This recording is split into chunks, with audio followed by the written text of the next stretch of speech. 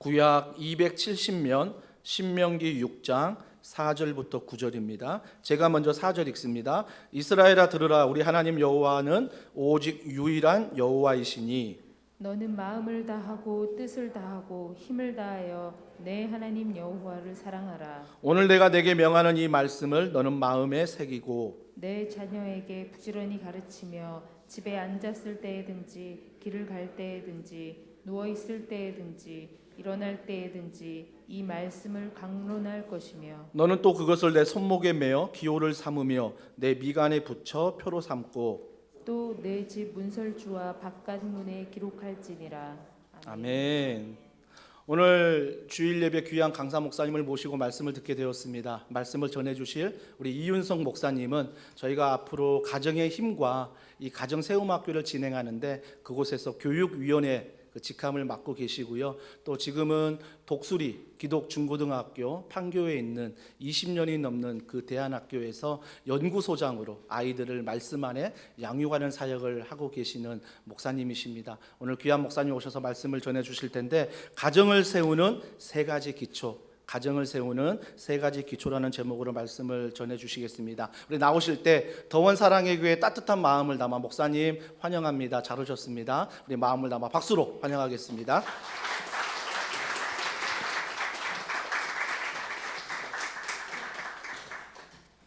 여러분 이렇게 초대해 주시고 환대해 주셔서 너무 감사합니다. 저는 이윤성 목사라고 합니다. 소개해 주신 것처럼 독수리 기독학교에서 연구소장으로 사역을 하고 있고요. 여러분들이 이제 오늘부터 해서 겨울까지 쭉 진행될 가정세움학교라는 그 사역을 진행하는 가정의 힘이라는 단체에서 이제 교육위원으로 그렇게 같이 하고 있습니다. 네, 오늘 제가 가정을 세우는 세 가지 기초라는 제목으로 여러분들과 말씀을 나누려고 합니다. 오늘 본문이 신명기 6장이었습니다. 신명기 6장 4절부터 9절까지 이렇게 우리가 함께 하나님 말씀을 읽었습니다. 제가 오늘 이 신명기 6장 가지고 여러분들에게 같이 나누려고 하는 것은 여러분들이 이제 오늘부터 해서 겨울까지 쭉 진행될 그 전체 프로그램의 일종의 좀 서론적인 그런 내용을 말씀드리는 시간이 될 거예요. 신명기 6장 말씀은 저희가 이제 앞으로 긴 기간 동안 해갈 그 가정세움 학교의 가장 근본이 되는 그런 말씀입니다. 이걸 우리가 명심을 해야 됩니다. 네. 자, 신명기 6장 여기 보면요. 4절에 어떻게 시작합니까? 이스라엘아 들으라 이렇게 시작하죠. 네. 이스라엘아 들으라. 이걸 이제 그 이스라엘 사람들의 그 히브리어로는 들으라라는 말이 쉐마예요. 많이 들어보셨죠? 네, 그래서 쉐마 이스라엘 이렇게 시작합니다. 그래서 이 성경 본문 이 부분을 가지고 쉐마 말씀 이렇게 보통 우리가 얘기합니다. 그래서 뭐 쉐마라는 말을 여기저기 많이 붙여서 씁니다. 쉐마 교육 뭐 이런 식으로 이게 중요하다라는 것은 그래서 이제 우리가 많이 생각을 하고 있어요. 자, 이 부분 어떤 내용이 있었는지 간략하게 먼저 보겠습니다. 네, 4절과 5절에서는 유일하신 하나님을 내 마음을 다하고 뜻을 다하고 힘을 다해서 사랑하라 이렇게 얘기하잖아요. 네, 그렇게 해야 됩니다. 그런데 그걸 어떻게 해야 되냐? 조금 더 자세한 내용이 그 뒤에 나옵니다. 6절에 보면 뭘 어떻게 하라고 하죠? 6절. 네. 이 말씀을 마음에 새기라. 마음에 막 새기라 이렇게 얘기하죠. 네. 그 다음에 7절에 보면 어떻게 하라고 합니까? 내 자녀에게 부지런히 가르치라 이렇게 말해요. 내 자녀에게 부지런히 가르치라. 누구에게요? 네. 주일학교 우리 분반 아이들한테 열심히 가르치라 이게 아니고 내 자녀에게 부지런히 가르치라 이렇게 얘기합니다. 부지런히 가르치는 거를 잘 설명하기 위해서 뒤에 더 구체적으로 얘기를 해요. 어떻게 합니까? 집에서나 길에서나 가르쳐라. 누워 있을 때나 일어나 있을 때나 가르쳐라. 이게 무슨 말입니까? 때와 장소를 불문하고 하여튼 아이들한테 가르쳐야 된다. 누구를? 내 자녀를 가르쳐라. 남의 자녀가 아니고 내 자녀를. 이 부분에 우리가 좀 주목했으면 합니다. 대상이 누구예요? 가르쳐야 될 대상이 내 자녀입니다. 이 중요한 유일하신 이 하나님을 마음을 다하고 뜻을 다하고 힘을 다해서 사랑하라라는 이걸 누구에게 가르치라고요? 내 자녀에게. 남의 자녀가 아니고 이 말씀을 보면서 저도 참 많은 생각을 했습니다. 또 8절과 9절에 보면 이런 것도 있죠. 손목에, 여기 손목에, 그 미간에 여기, 그리고 집의 그 문설주에, 집 문 바깥에다가 또 이걸 부착을 하라고 합니다. 이거를. 유대인들은 실제로 이렇게 하고 있습니다. 자, 유대인들이 그렇게까지 하면서도 사실은 믿음에서 떠나서 그게 하는 게 무슨 소용이냐 이렇게 혹자는 얘기할지도 모르지만, 그러나 우리가 그 기본 정신은 똑같이 우리에게도 적용돼요. 여러분, 오늘 이 신명기 6장 말씀, 모세 선지자 모세가 기록한 이 신명기 6장 말씀, 이 말씀 전체는 누구를 대상으로 이렇게 이야기되고 있는 겁니까? 신명기 말씀은 이스라엘 민족 전체를 향해서 지금 주어지고 있는 거죠. 네. 이스라엘 민족을 향해서 이렇게 주어지고 있는데요. 이 말씀은 하나님이 모세에게만 주신 말씀이 아닙니다. 네. 제사장들에게만 준 것도 아니고요. 레위 지파에게만 준 것도 아니에요. 이스라엘 민족 전체를 대상으로 준 겁니다. 분명하죠? 네. 특별히 그 중에서도 성인들에게 준 말씀입니다. 그리고 특별히 부모님들에게 준 말씀이에요. 아직 결혼을 하지 않았다 하더라도 부모가 돼서 이런 일을 해야 될 준비를 다 해야 됩니다. 이스라엘 백성 모두, 누구도 예외는 아닙니다. 세상에는 여러 종류의 기관, 조직들이 있는데요. 그 중에 하나님이 딱 제정하신 기관이 두 가지 있어요. 하나는 가정이고요. 하나는 교회입니다. 가정과 교회가 이렇게 돌아가는 원리는 세상에 다른 거하고 다릅니다. 학교하고도 다르고요. 정부 조직하고도 달라요. 기업 조직하고도 돌아가는 로직이 다릅니다.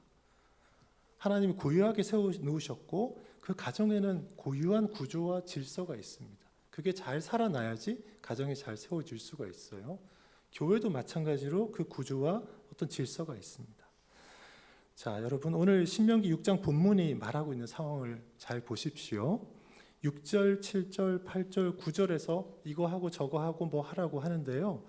그 지시하는 일들이 일어나는 곳이 어디입니까? 정부 조직입니까? 아니면 우리 이렇게 모여있는 교회입니까? 아니죠. 심지어 교회도 아니에요. 어디입니까? 가정이에요. 이곳에 이 부분에 우리가 좀 초점을 맞추면 좋겠습니다. 명백하게 각 사람이 속해 있는 가정을 생각하면서 지금 말하고 있는 거예요.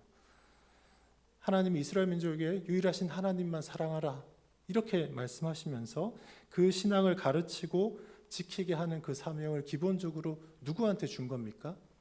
각 가정에 주신 것이고 특별히 그 가장에게 그걸 주셨다 이렇게 우리는 생각해야 됩니다. 가정에는 보통 결혼해서 가정을 꾸린 경우에 아버지와 어머니가 있게 되고 그 남편과 아내가 특별히 이 일을 해야 됩니다. 이것을 우리는 부인할 수가 없습니다. 이 가정의 우리 가정의 신앙이라는 것을 교회에 계시는 우리 담임 목사님 또는 주일학교 부서의 부서의 담당 교육자가 1차적인 책임을 가지고 하는 게 아닙니다. 담임 목사님이나 교육자들은 물론 열심히 돕지만 1차적인 책임은 누구에게 있습니까? 각 가정의 부모들에게, 어른들에게 있습니다. 교회도 물론 이 여러 가정으로 구성된 이 공동체로 함께 모여서 공적인 예배를 드리고 교육도 하고 또 교회 외부적으로 복음 전파의 사역도 하고 또 교회 외부의 어려운 사람들을 돕거나 하는 그런 일들도 하죠. 그러나 교회가 하는 일이 있고 가정이 기본적으로 해야 되는 것이 있습니다. 그래서 우리 신앙의 1차적인 책임이 특히 자녀들을 신앙적으로 양육하는 데 있어서 1차적인 책임이 누구에게 있냐 하면 부모에게 있다는 것을 우리는 무시해서는 절대로 안 됩니다. 그런데 문제가 있습니다. 하나님이 이렇게 막중한 책임을 각 가정의 리더들한테 다 주셨는데요. 막상 하려고 하면 이거 어떻게 해야 되나? 이런 게 생기잖아요. 그게 쉽지 않습니다. 바로 이제 이런 필요 때문에 가정 세움 학교라는 것을 올해 이렇게 하기로 하셨어요. 여러분의 교회에서 시작하는 이 가정 세움 학교가 각 가정을 세우는, 각 가정에는 그 부모들이 있고 자녀들이 있고 그 구성원들이 있는데 그 구성원들이 어떤 역할을 해야 되는지, 그 구조가 어떻게 돼야 되는지, 또 이 가정을 둘러싸고 있는 그 친척들, 부모님들, 양가 부모님들, 그리고 형제 자매들하고의 관계를 어떻게 만들어 가야 되는지, 그런 것들이 우리에게는 사실은 잘 풀리지 않는 그런 과제입니다. 거기 어려움이 굉장히 많거든요.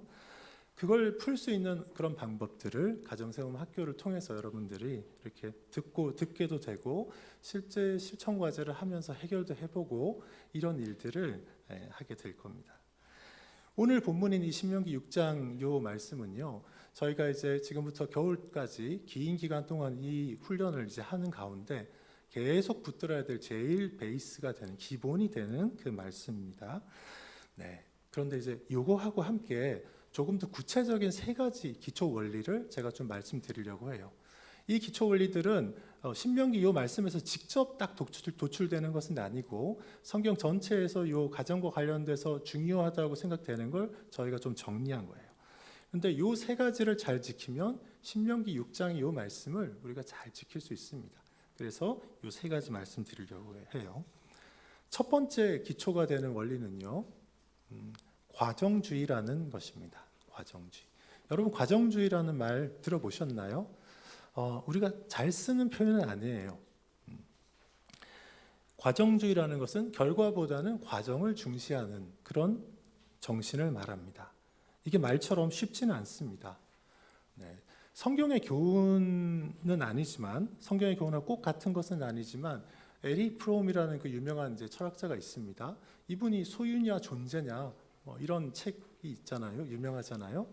이제 거기 보면 이제 소유라는 것은, 소유적인 삶이라는 것은 내가 뭐 돈이나 지위나 명예를 얼마나 갖고 있느냐에 따라서 내 존재감이 결정되는 그런 삶을 말해요. 존재적인 삶이라는 것은 다른 사람들하고 이런 상호 관계나 유대나 친교 관계 이런 걸 통해서 내 존재감, 정체성을 이렇게 찾는 그런 삶의 방식을 말합니다.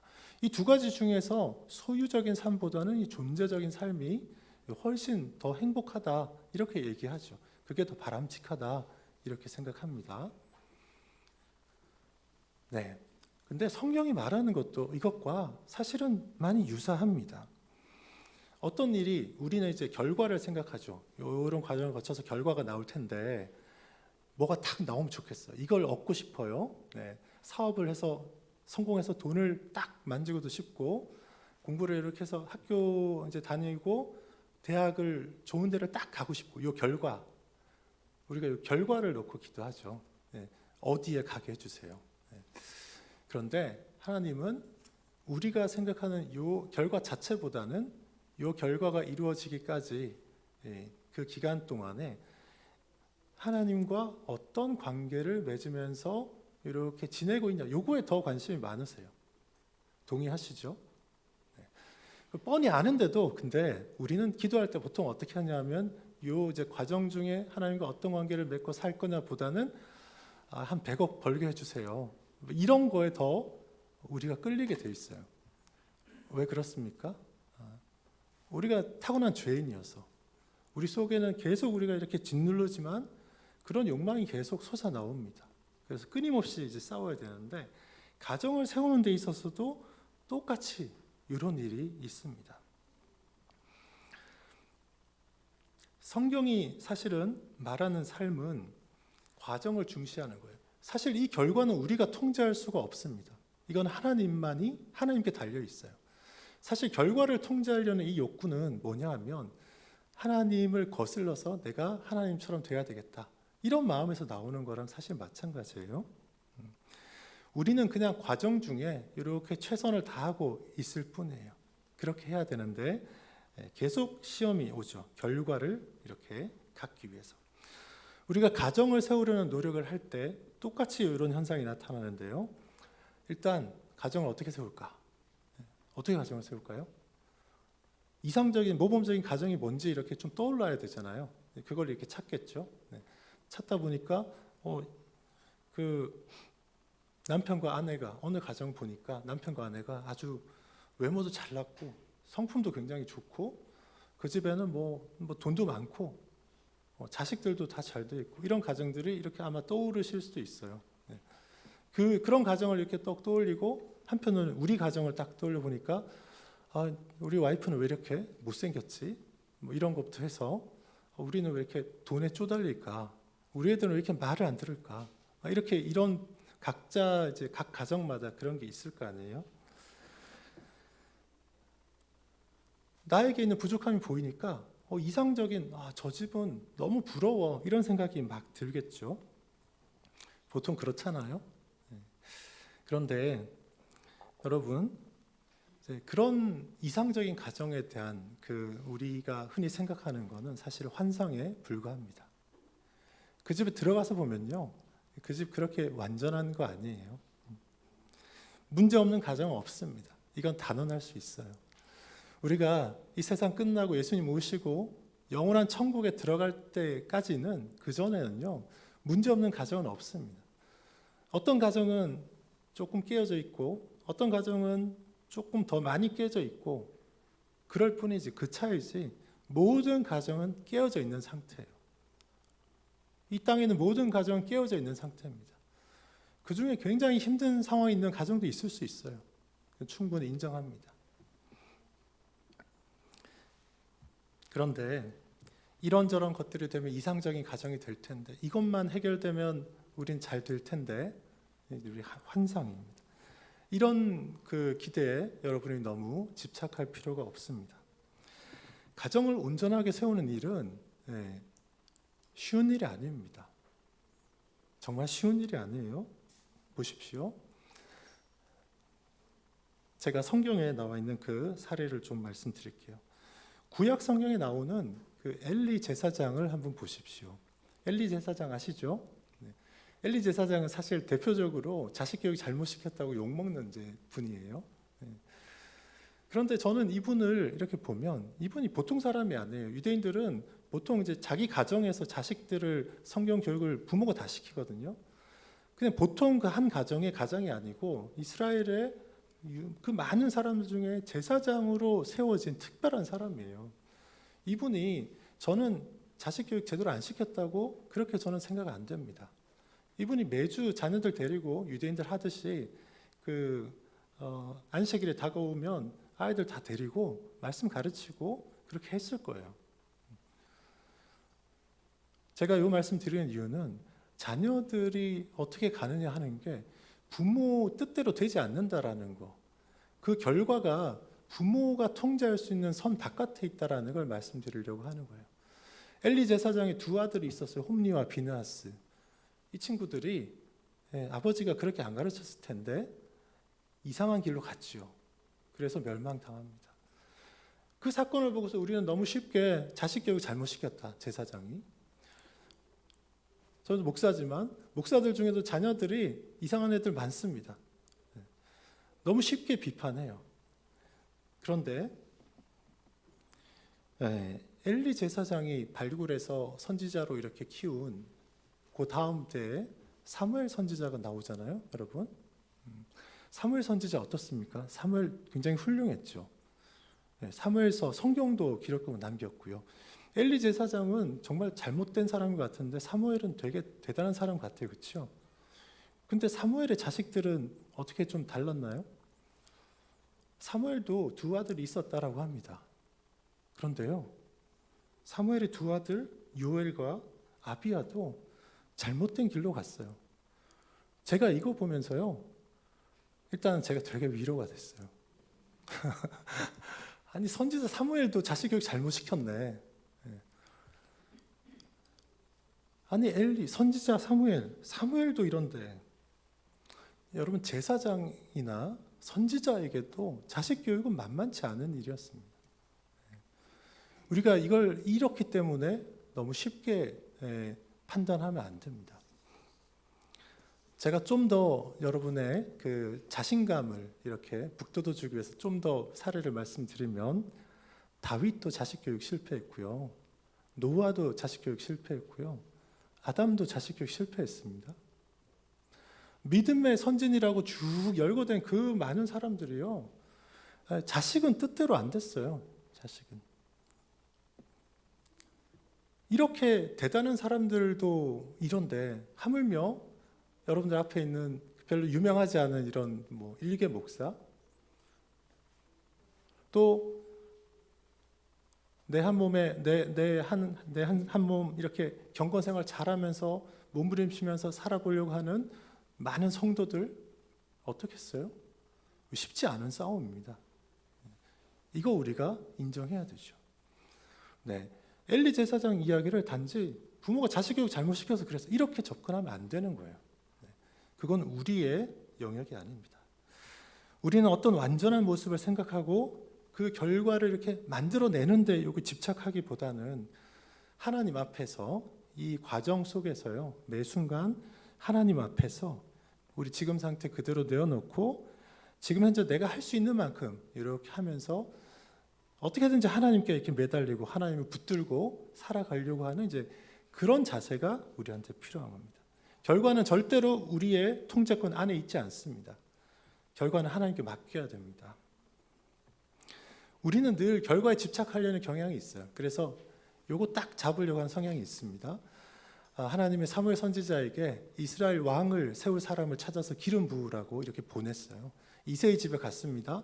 딱 가니까 그 아들들이 쭉 있는데 첫눈에 이렇게 딱 보이는 아들이 있었어요. 엘리압이라는 잘생긴 아들이 있었어요. 사무엘 선지자는 얘가 바로 하나님이 지명한 얘겠구나 이렇게 해서 하려고 했는데 하나님이 막으셨죠. 얘가 아니다. 얘가 아니다. 네, 하나님 뜻은 우리가 모르는 거예요. 사람 외모를 보지만 나는 중심을 본다 이렇게 말씀하셨고 결국 말제 아들을 이렇게 다윗에게 기름 붓게 됩니다. 마가복음 12장에 보면 가난한 과부 이야기가 나옵니다. 두 렙돈 헌금한. 세상의 기준은요 지금 어떻습니까? 2,000원 헌금한 사람하고 2억 원 헌금한 사람하고 누가 더 많이 했다고 해요? 2억 원 헌금한 사람 많이 했다 이렇게 얘기할 거예요. 그런데 하나님의 기준은 너무 다르죠. 어떻게 했습니까? 헌금함에 헌금 넣은 모든 사람들 중에 두 렙돈 넣은 이 사람이 제일 많이 했다. 이 가난한 과부가 어떤 마음으로 했겠습니까? 하나님을 향한 그 마음 가지고 자기 형편 어렵지만 많은 것 드린 거예요. 이런 것들이 하나님 생각과 우리 생각이 다른 그런 부분입니다. 과정주의라는 것은요, 우리가 매 순간 하나님 앞에 어떻게 설 거냐, 어떤 마음을 가지고 하나님과 관계를 가지고 갈 거냐, 이게 너무 중요하다라고 하는 건데 가정을 세우는 데 있어서 이것보다 중요한 게 없습니다. 우리가 결과에 집착하면 집착할수록 하나님 우리에게 이상한 것을 주실 거고요. 과정을 중시하고 매 순간 하나님과 동행하는 이 노력을 하면 하나님이 결국에는 우리한테 좋은 걸 주실 것입니다. 어제 그 교회에서 가정세움학교 오리엔테이션이 이렇게 있었다고 제가 이제 들었습니다. 그리고 그 이제 오리엔테이션 시간에도 이렇게 소개가 됐었을 것 같은데요. 오늘부터 해서 이제 그 겨울까지 가정세움 학교를 하는 동안에 여러분이 그 뭔가 문제가 있는 상황에서 포기한 상황에서 이렇게 해야 되는 게 있어요. 그거를 좀 말씀드릴게요. 괜찮아 시리즈라고 합니다. 가정을 세우는 일은 이제 결코 쉬운 일이 아닙니다. 그런데 이제 하다가 어렵다고 이렇게 넋놓고 있거나 포기하면 안 돼요. 이제 실천 과제를 하다 보면 한 달, 두 달 처음엔 잘 하다가 안 되는 경우가 있거든요. 그러면 한 번 막히면 못 해요. 또 집에서 같이 좀 하려고 하는데 그 배우자가 딴지를 걸고 안 하려고 해요. 이러면 힘들잖아요. 애들이 또 가정 예배들을 해야 되는데 애들이 막 도망 나가. 이러면 너무 힘들죠. 제가 이제 작년에 한 1,500명 대상으로 이렇게 설문조사를 해봤어요. 이제 그랬더니 우리 여기 있는 교회에 보니까 좀 젊은 계층이 많은 것 같아요. 아이들이 이렇게 유초등부 어린애들이거나 이제 초등학생들 자녀를 데리고 있는 부모님들은 굉장히 자신감이 있어요. 우리 애를 내가 신앙으로 잘 키울 수 있을 거야. 그래서 우리 애들이 자라서 성년이 됐을 때도 신앙을 우리처럼 잘 지킬 수 있을 거야. 이런 응답률이 되게 높았어요. 근데 그 애들이 중학교 들어간 중학교 부모님들, 고등학교 부모님들은 굉장히 겸손해집니다. 굉장히 겸손해. 통계적으로 확 떨어져서 잘 안 돼요. 이게 나와요. 그리고 그게요. 장로고 목사고 다 소용없어. 다 그래요. 다. 쉽지 않습니다. 우리 애가 초등학생까지는 사실 부모 마음대로 할 수 있습니다. 그런데 중학생 되면 이게 꼭 필요할 거예요. 괜찮아 시리즈가. 지금까지 막 엉망이었을 때, 헤어날 수 없을 때, 그럴 때 자기 스스로에게 또는 서로에게 이렇게 이야기를 해주세요. 괜찮아, 지금부터 하면 돼. 한번 말해 보세요. 괜찮아, 지금부터 하면 돼. 네. 그리고요, 잘 하려고 막 애쓰다가 몇 달 지났는데 중간에 뭔가 무슨 일로 탁 멈췄어요. 아이고, 내가 하는 일 다 그렇지. 내가 끝까지 해본 적 있나? 이렇게 자주 할 수 있는데 그런 상황이 되면 자기 스스로에게 또는 서로에게 이렇게 말을 하세요. 괜찮아, 다시 하면 돼. 한번 말씀해 보세요. 괜찮아, 다시 하면 돼. 네, 다시 하면 돼. 이렇게 말씀하세요. 그리고요, 다시 하려고 하는데 사실은 뭘 하다가 안 하면 해야 될 게 너무 많아요. 어떻게 해야 될지 막 학생이 이제 공부 숙제해야 되는 거 잔뜩 다 밀어놨어요. 공부 마음을 잡고 하려고 해도 엄두가 안 납니다. 밀려서. 그러면 또 포기하죠. 그런 상황에 있는 사람들에게는 이렇게 말씀해 주세요. 괜찮아. 할 수 있는 만큼만 하면 돼. 한번 말씀해 보세요. 괜찮아. 할 수 있는 만큼만 하면 돼. 할 수 있는 만큼만 하면 돼. 네. 여러분 지금부터 하면 됩니다. 그리고 다시 하면 됩니다. 그리고 할 수 있는 만큼만 하면 됩니다. 우리 사회는 너무 획일적이고 결과 중심적이어 가지고요. 할 수 있는 만큼만 하는 거를 얘기를 잘 안 해요. 요 결과를 내기 위해서 우리 애들도 스카이 다 가야 되기 때문에 안 되는데도 이만큼 다 해야 된대 자꾸. 애를 죽이는 일이죠. 그렇게 하지 않고 애들한테도 그렇지만 우리 성인들도 마찬가지예요. 할 수 있는 만큼만 해야 됩니다. 이렇게 하시면 좋겠습니다. 대신에 꼭 한 가지 기억할 건 있어요. 그런 상황에서 예수 그리스도를 바라보는 것을 해야 됩니다. 할 수 있는 만큼만 우리가 하면서 버티는 거는요. 사실 우리가 할 수 있는 만큼만 해가지고는 세상에 살 수가 없어요. 할 수 있는 만큼 해서 능력이 떨어지는 사람들도 살 수 있는 건 하나님의 은혜를 주시기 때문에 그런 거거든요. 이렇게 하면서 예수님을 바라보고 도와달라고 구하고 그러면 예수님이 우리한테 그렇게 말씀하실 거예요. 지금부터 하면 돼.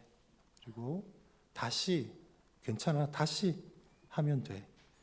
괜찮아. 할 수 있는 만큼만 하면 돼. 그럼 내가 나머지는 다 할게. 이렇게 하실 거예요. 네, 두 번째 기초 원리는 내게 줄로 재어준 구역. 좀 이상한 말이죠. 내게 줄로 재어준 구역.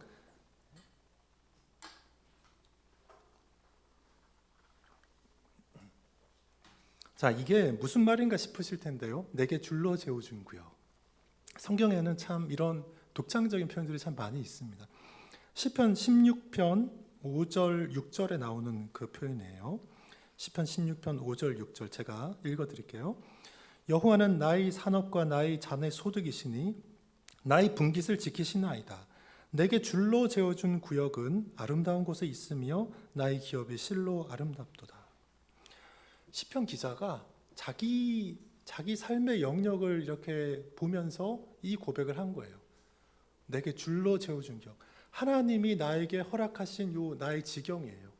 내 가정, 하나님이 주신 경제적인 어떤 자산, 사람들하고의 그 어떤 관계, 친인척들, 자녀들, 요 이제 내 삶의 영역을 말하는 거예요. 각 사람에게 하나님이 줄로 재서 이렇게 주신 구역이 있습니다. 그 구역을 보고 이 시편 기자처럼 하나님이 내게 줄로 재어주신 구역은 실로 아름답도다. 이런 고백을 할 수 있는 사람, 하나님이 굉장히 기뻐하세요. 여러분, 그런데 우리는 되게 내 삶의 구역에 대해서 긍정적인 생각보다는 조금 부정적인 생각을 하게 되는 경우가 자주 있습니다. 꽤나 많아요. 나는 이렇게 되어 있는데 내 옆에 사람 보니까 이 사람은 나보다 훨씬 크고 좋은 집에서 살아요. 나보다 별로 똑똑한 것 같지도 않은데 이쪽 사람들은 또 보니까 가족들이 너무 원만하고 부러워. 내 배우자는 집에 가면 이렇게 별로 이제 친절하게 대해주지 않고 무뚝뚝하고 이런데 저기는 너무 화목한 것 같아요. 너무 부러워요. 이쪽 집에는 보니까 아이들이 다 신앙이 좋아. 그런데 우리 집 애들은 전부 완전히 망나니 같아. 이럴 때 여러분 내 삶의 요 영역 요걸 보면서 하나님이 내게 주신 이 구역은 정말 아름답구나. 이렇게 여러분 고백이 되겠습니까? 안 되겠죠. 잘 안 되겠죠.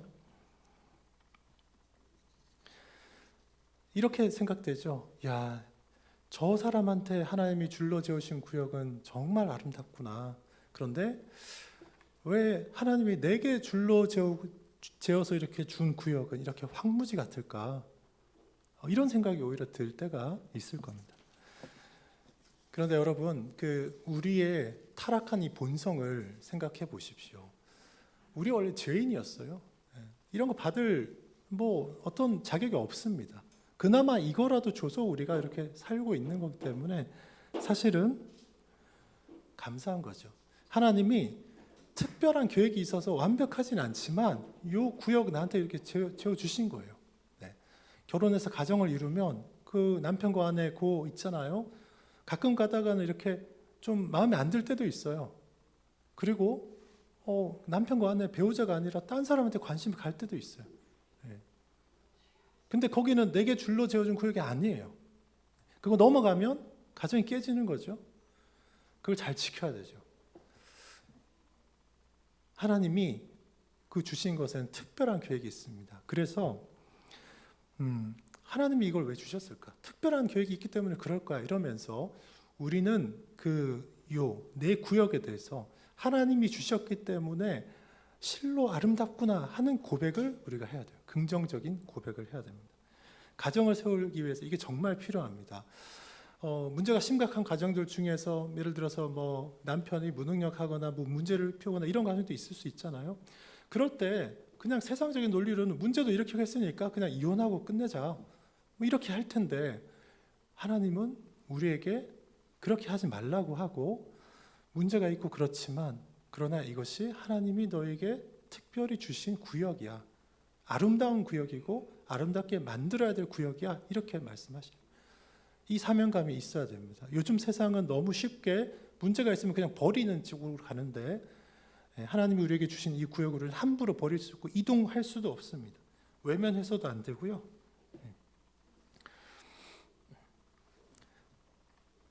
남의 떡이 커 보인다고요? 다른 사람에게 줄로 재워준 구역 되게 좋을 것 같은데 막상 가보면 내가 이제 그 사람 속에 안 들어가 봐서 이제 모르지 그 사람 나름대로의 고통과 수고로움이 다 있습니다. 다 동의하실 거예요.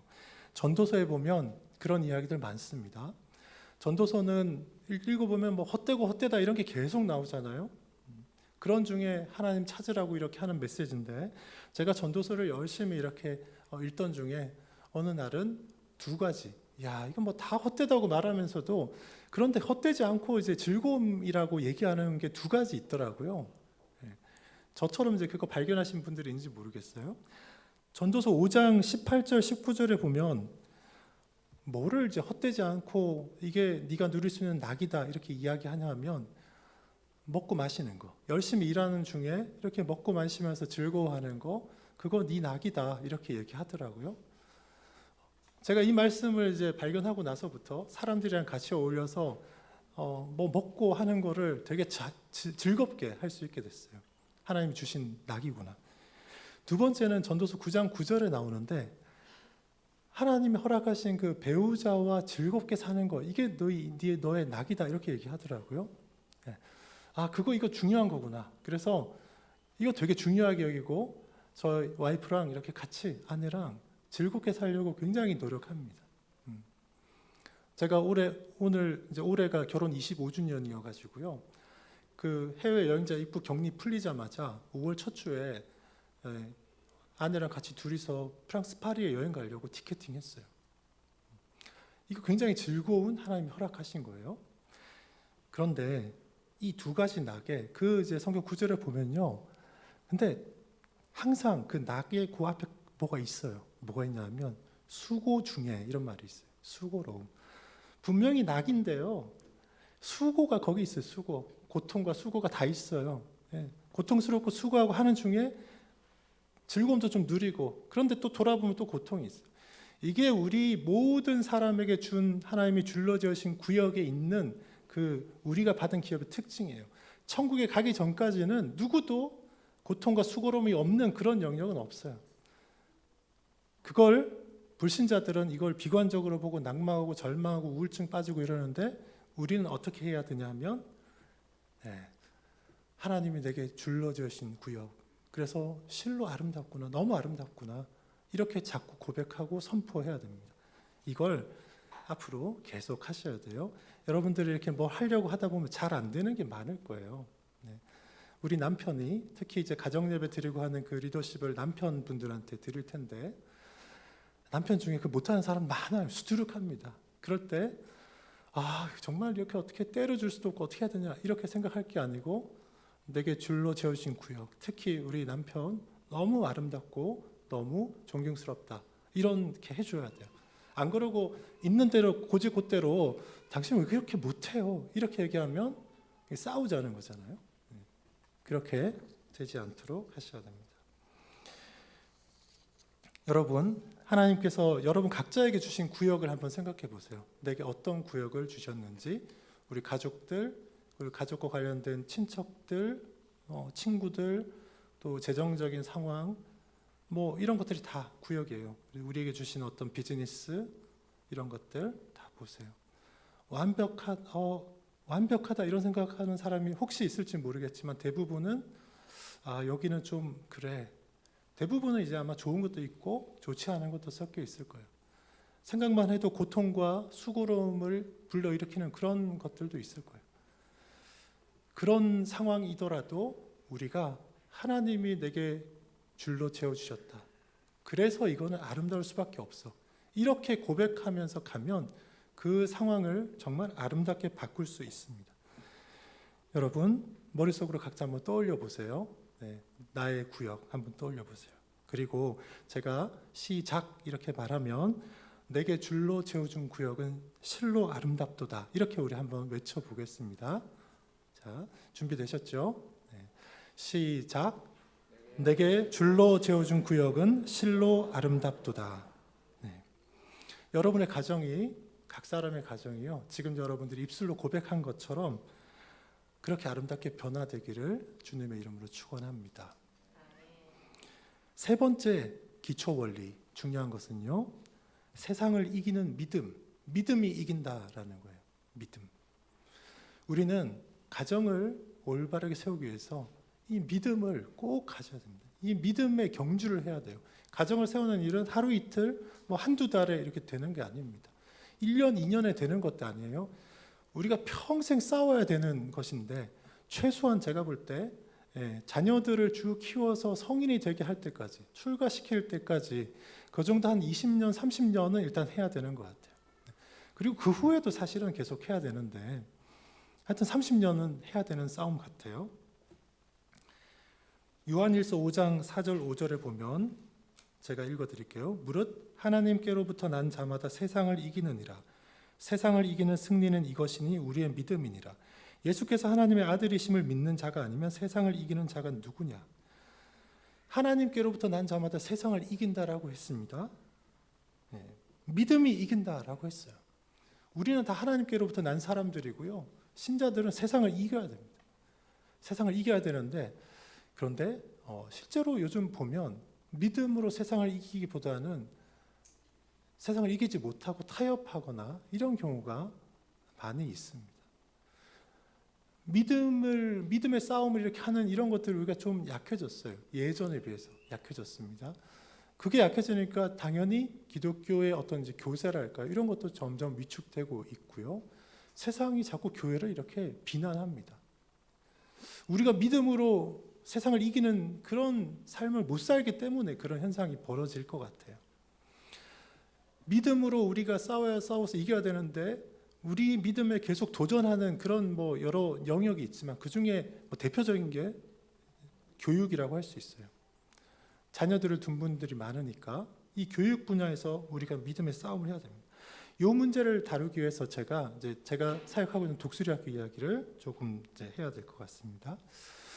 저는 독수리 학교에서 연구소장으로 사역하고 있고요. 저희 학교는 이제 그 가정과 함께하는 교육 이걸 굉장히 중요하게 여겨서 아버지들, 어머니들 또 처음 이제 들어왔을 때 3년간 이런 가정체험학교 이런 것 여러 이제 부모 학부모들 교육 프로그램이 있습니다. 그 각 사람 각 여러 선생님들이 담당해서 하시는데 저는 이제 그런 부모 교육 위원회라는 거를 이제 총괄하는 일을 하고 있어요. 저희 학교가 설립된 지 20년이 됐습니다. 그리고 이제 올해 고등학교 졸업생이 이제 15기 졸업생이 나왔어요. 우리가 대안학교를 왜 세웠을까요? 이건 미인가 또 미인가 학교예요. 왜 이걸 세웠냐 하면 공교육의 현재 교육 어떤 상황이 우리의 믿음을 지키는 신앙교육을 잘하는 이런 것과는 거리가 멀다라는 데서 이게 시작한 거예요.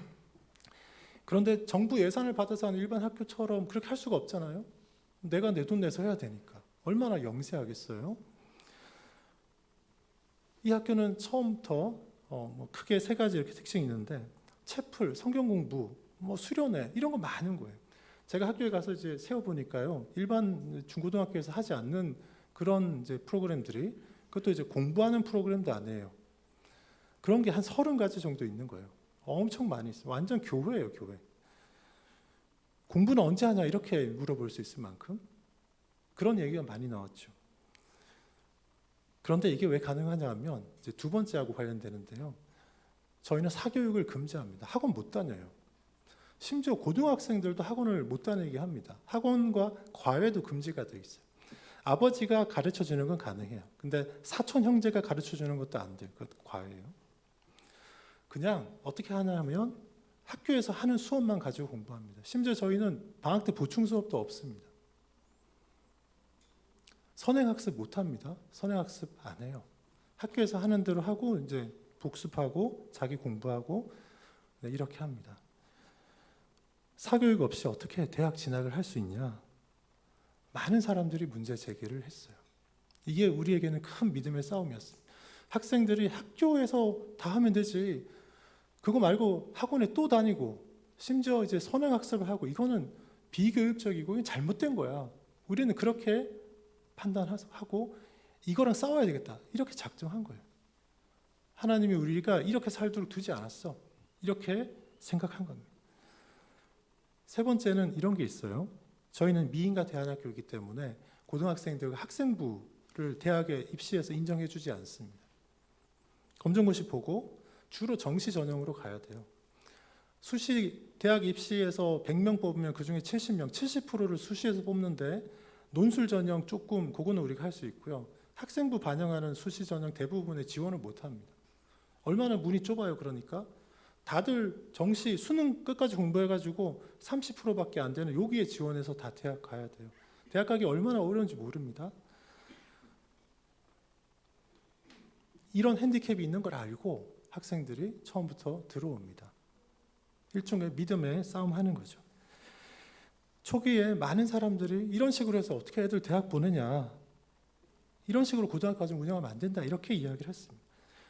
느헤미야 4장에 보면 느헤미야가 사람들을 바벨론 포로 있던 사람들을 데려와서 이렇게 성벽 재건하는 장면이 나오는데 포로에서 돌아와서 이렇게 하니까 옛날에 솔로몬 시대하고는 다르잖아요. 얼마나 영세하고 이랬겠어요. 그걸 보면서 주변의 이방 민족들에게 조롱을 막 합니다. 그 중에 한 가지 암몬 사람은 도비아라는 사람은 이렇게 조롱했어요. 그들이 건축하는 돌 성벽은 여우가 올라가도 곧 무너질 거야. 이렇게 조롱했습니다. 여러분 저희가 이렇게 하니까요. 세상 사람들은 야 여우가 올라가도 무너질 정도인데 너네 그렇게 해가지고 대학 가겠어? 그래가지고 안 되지. 이렇게 한 거예요. 심지어는 그냥 교회 안에 교회를 잘 다니는 사람들도 그 아무리 믿음이 좋지만 그렇게 해가지고는 안 되지. 그런 이야기를 저희가 부지기수로 들었습니다. 초등학교 때까지는 몰라. 중학생 때는 학원 좀 다니고 해야지. 조금 더 나은 분들은 중학생 때까지는 그래도 좀 인성교육도 하고 하지만 고등학교는 어쩔 수 없잖아. 고등학교는 어쩔 수 없잖아. 초등학교 4학년 때 그때부터 선행학습 시작하지 않으면 특 먹고 자사고 이런 데 못 가잖아. 그럼 대학도 못 가. 그러니 그때부터 해야 돼. 선행학교 4학년 때 딱 같이 못 뛰면 완전 도태되는 거야. 이런 사고방식이 그냥 꽉 있는 거죠. 저희 학교는 이런 것들이 비정상적이라고 생각했고 사교육 일체 못 받게 하고 그러니까 토요일 일요일 학원에 안 가요. 못 가요. 그러니 토요일 일요일에 시간이 남잖아요. 그래서 교회 갈 수 있는 시간이 남는 거예요. 시간이 나서 교회 갈 수 있어요. 여유 있게 이렇게 할 수 있습니다. 선행학습도 못하게 하니까. 저희는 믿음으로 이 길을 걸어왔습니다. 하나님 말씀대로 우리가 하면 이길 거야. 이게 올바른 교육이야. 만약에 이렇게 했는데 세상이 보는 기준으로 볼 때 우리가 실패하면 그건 세상의 기준이 잘못된 거야. 우리는 세상 기준에 맞지 않게 실패한다 해도 그게 우리는 성공이라고 우리는 그렇게 규정할 거야. 이게 하나님이 우리한테 알려준 원리야. 이렇게 저희는 작정을 한 거죠. 독수리 학교는 특목고가 아니에요. 그냥 보통 학생들 시험 봐서 이렇게 뽑고 이렇게 하는데 저희가 이렇게 믿음의 싸움을 하면서 영적인 신앙을 제일 중시하고 인성 훈련을 하고 그 위에 이제 지성의 훈련을 하도록 이렇게 하는데 사실상 시간을 그렇게 많이 쓰지 못했음에도 불구하고 보통 사람들은 이제 이 결과만 추구하죠. 저희는 이 과정을 굉장히 중요시해서 이걸 이렇게 했어요. 기본을 닦도록 이렇게 했죠. 그랬더니 사람들의 관심은 입시 결과예요. 입시 결과. 우리는 이거 목매달고 한 게 아니고 요거를 쭉 했는데 나중에 지나서 보니까요. 그냥 우리 성남에 분당에 최고 수준의 입시 결과가 나와요. 서울 대비해서도 그렇고 이렇게 하니까 되는구나. 믿음으로 하니까 이기는구나. 이런 사례들을 저희는 이제 계속해서 이렇게 축적해 가고 있습니다. 더 중요한 거는 이런 과정을 중시하는 상황에서 교육을 받은 학생들이 대학 딱 가고 나서 많은 학생들이 대학 가서 공부를 못하는 경우가 많은데 애들 대학 가서도 잘하고 직장생활 하면서도 계속해서 잘합니다. 이 자기의 개인적인 어떤 내면과 관리 능력이 굉장히 강하기 때문에 그렇습니다. 저희가 이제 이런 요 케이스를 이렇게 표현합니다. 소년 다윗이 블레셋의 거대한 그 장군 장수 골리앗을 만나서 물맷돌 하나 들고 이렇게 나갔잖아요. 다들 보면서 이렇게 기가 막혀서 이제 웃었는데 물맷돌 하나로 골리앗을 쓰러뜨렸습니다. 저희는 이 거대한 공교육의 그 문제가 있는 그 공교육을 향해서 돌멩이 하나 이렇게 던졌다고 믿음으로 던졌다고 그렇게 생각했고 세상의 조류를 거슬러서 그렇게 했는데 결국 믿음이 이기는구나. 이걸 저는 경험했습니다. 여러분 우리가 가정을 세우는 데 있어서 이런 믿음이 필요합니다. 불가능할 것 같아도요. 성경 말씀을 붙들고 죽기 살기를 해보는 게 필요한 거죠. 만약에 안 되면 우리 실패한 게 아니에요. 그게 우리는 세상 사람들과 다른 기준입니다. 여러분 함께 한번 외쳐봅시다. 믿음이 세상을 이긴다. 네, 믿음이 이깁니다. 이제 오늘 말씀을 마무리하려 합니다. 신명기 6장의 이게 쉐마 말씀, 이 가정세움학교 전체의 기본이 되는 말씀이라고 말씀드렸어요. 누가 그 역할을 해야 되는지 거기 딱 나와 있습니다. 가정이에요, 가정. 그 가정의 어른들이 그 역할을 해야 되는 겁니다. 그리고 각 가정이 그 가정을 세우는 일을 할 때 중요한 원리, 기초 원리 3가지 말씀드렸습니다. 결과보다 과정을 중시하는 과정주의, 그리고 내게 줄로 채워준 구역은 실로 아름답도다. 이 고백. 3번째, 세상을 이기는 믿음. 이 3가지 기초가 우리가 이 쉐마 6장의 쉐마 명령을 잘 지킬 수 있도록 가정을 특히 가정을 잘 세울 수 있도록 해주는 중요한 이제 핵심 원리들입니다. 성경이 알려주는 이런 지혜를 잘 받아서 여러분들이 이제 오늘부터 가정세움학교를 쭉 진행해 나갈 때요. 네, 한 분도 중간에 포기하지 않고 실패하지 않고 우리 가정이 지금보다 훨씬 잘 하나님 앞에 세워지는 그런 복된 그런 한 해 되기를 주님의 이름으로 축원합니다. 네, 기도하겠습니다. 하나님, 이 교회가 이제 가정세움학교를 시작합니다. 하나님께서 복 주셔서 교회의 모든 가정들이 거룩하고 온전한 모습으로 잘 세워질 수 있도록 하나님 은혜를 베풀어 주십시오. 예수님의 이름으로 기도합니다. 귀한 말씀 감사합니다. 우리 말씀 기억하며 이 찬양 우리가 함께 고백하면 좋겠습니다. 일어나 걸어라. 우리 박수 치면서 함께 찬양합니다. 나의 등 뒤에서 나의 등 뒤에서 나를 도우신 나의 인생길에서 지치고 공하여 매일처럼 주저앉고 싶을 때 나를 밀어주시네. 일어나 더 내가 새 힘을 주리니 일어나 더 걸어라 내 너를 도우리. 나의 등 뒤에서 나를 도우시는 주 명하니 길을 갈 때 보이지 않아도 지치고 고나여 넘어질 때면 다가와 손 내미시네. 일어나 걸어라 내가 새 힘을 주리니 일어나 너 걸어라 내 너를 도우리.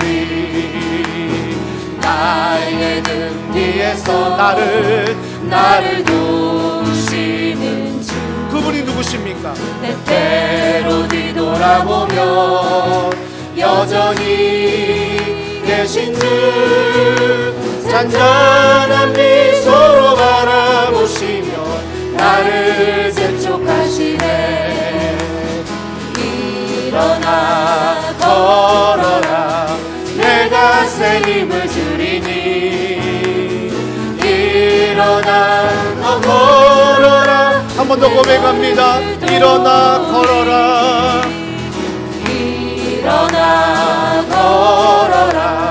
내가 새 힘을 주리니 일어나 너 걸어라 내 너를 도우리. 오늘 이 시간 말씀을 기억하면서 우리 이 시간 기도하길 원합니다. 우리가 이 시간 기도할 때에 하나님이 정말 우리 가정 가운데 허락하신 자녀들 또 남편과 아내를 우리가 믿음의 눈으로 바라보며 그 안에서 정말 허락하신 그 은혜로 생각하며 주님 가정 세움을 하나님의 말씀 안에 하나님의 은혜 안에 잘 세워갈 수 있도록 축복해 달라고 이번 한 주간도 우리가 미약하지만 실수하지만 연약하지만 주님 바라보며 의지하며 걸어갈 수 있게 해달라고 우리 시간에 한 목소리로 함께 기도하겠습니다.